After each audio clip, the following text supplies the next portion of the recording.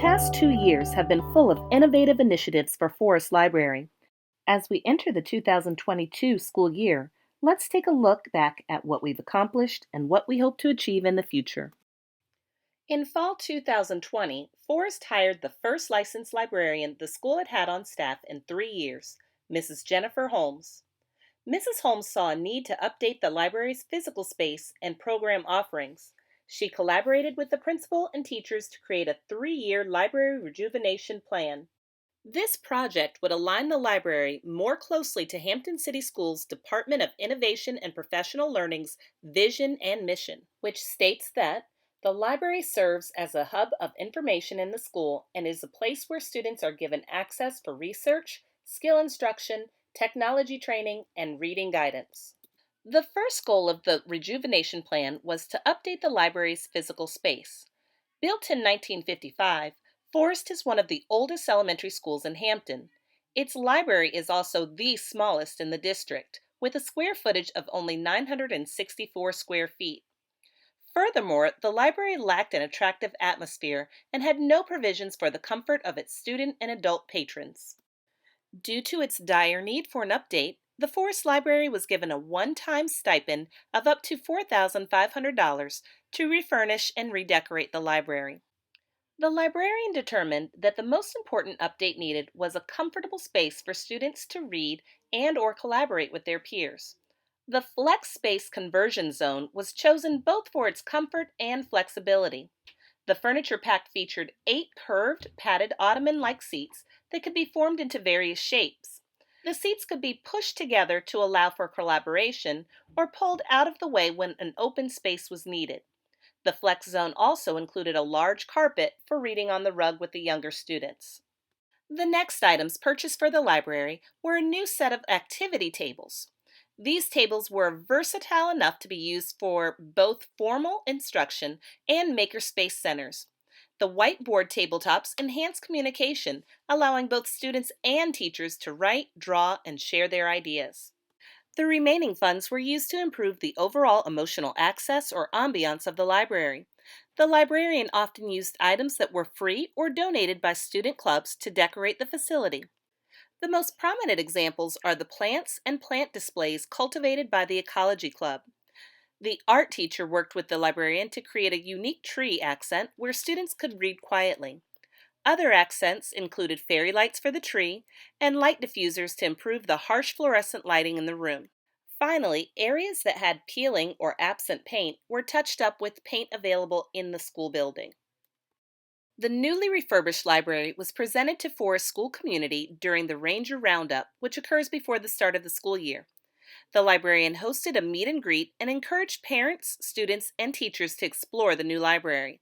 These stakeholders were asked to give feedback in the form of a post-it note graffiti wall.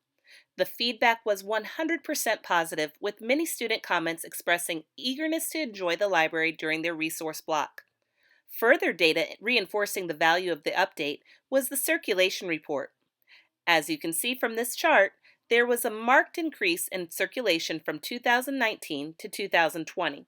This increase has been attributed to the students having a comfortable space to read while waiting to check out their books. At the conclusion of the 2020-2021 school year, plans were already in place for the second phase of the Rejuvenation Project. The librarian wanted to add an innovative element to the collection. Indeed, what she planned would be the first collection of this type in Hampton City Schools. Here is Mrs. Holmes as she discusses the Library of Things. Here at Forest Elementary, we understand that learning takes place everywhere. When students are able to apply their lessons in the real world, what's taught at school becomes more meaningful, especially when those lessons are shared with friends and family. That was the inspiration behind the Library of Things program. We are starting our Library of Things with 3 kits: an Environmental Hero Kit, the Seed Surprise Kit, and a Sphero Kit. Each kit will have available 2 books, a nonfiction and a fiction book, that will help kids to relate their learning to a literacy goal. Mrs. Holmes collaborated with teachers in grades K through 2 to find which SOLs and skills were most desirable for remediation or enrichment. The teachers chose 2 areas of study, both in science. The first subject of study was plants. Students are required to know the parts of a plant and flower. They also need to understand the life cycle of a plant. The second area of study was resources. Students are required to understand that natural resources are limited and should be conserved. They should understand that recycling, reducing waste, and avoiding pollution are ways to preserve the Earth's resources. The final area desired for students was a method for encouraging critical thinking and problem-solving skills. A library of things with learning kits was the perfect solution. Each kit would include items that would help students enrich their understanding of the target skill or lesson. The kits also connected to literacy goals by including a fiction and nonfiction book on the topic. These books were also available in digital or e-book formats to give equal access to all students. The Library of Things was funded from 3 sources. 1. School funds from the Title I program and library budget. 2. Fundraising for the library. And 3. A competitive grant from the Hampton Education Foundation. The IT department provided iPads and portable hotspots for the Sphero kit free of charge. Although the items in the Library of Things are worth over $5,000, the actual cost to the library was only $1,892.66. The Library of Things was very successful. The success of the program was evaluated firstly using circulation records. The reports exceeded expectations, as all of the kits enjoyed use for nearly the entire school year. The project was also evaluated with surveys included in each kit and a focus group that discussed the pros and cons of the program. The surveys and the focus group both indicated that the Library of Things was a success. The Library Rejuvenation Project has added value to the library and Forest Elementary.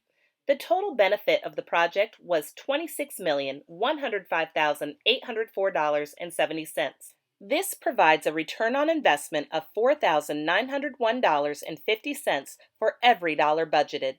The library is already looking to the future. In the next school year, it will add to the Library of Things collection so that more students can benefit from its use.